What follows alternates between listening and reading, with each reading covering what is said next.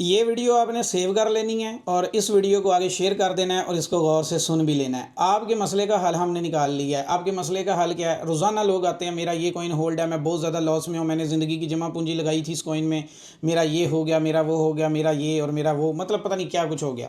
आइए अब आपको ये बताते हैं कि आपको पता है कि वो जो आपने कॉइन होल्ड किए हैं वो आपके कॉइन ज़्यादा हो सकते हैं। लाइक आपके 5,000 डॉट पड़ा है, वो 10,000 डॉट भी हो सकता है। आपके पास 5,000 एडीके पड़ा है तो वो 10,000 भी हो सकता है। आपके पास शिब कॉइन पड़ा है, अगर फ़र्ज़ करो 2 करोड़, तो आप उस 2 करोड़ को 6 करोड़ पे भी ले जा सकते हो बगैर स्टेकिंग लगाए, एक्टिव तरीके से।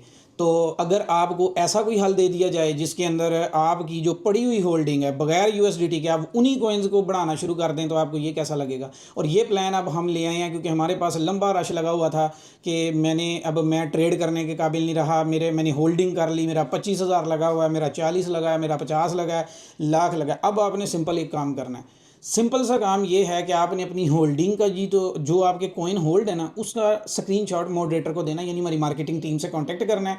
आपने अपना वो सारा जो डेटा है, जो होल्डिंग है, वो उनको दिखानी है। अगर आपका कॉइन हमारे उस प्लान में एलिजिबल होगा तो हम आपको वेलकम करते हैं।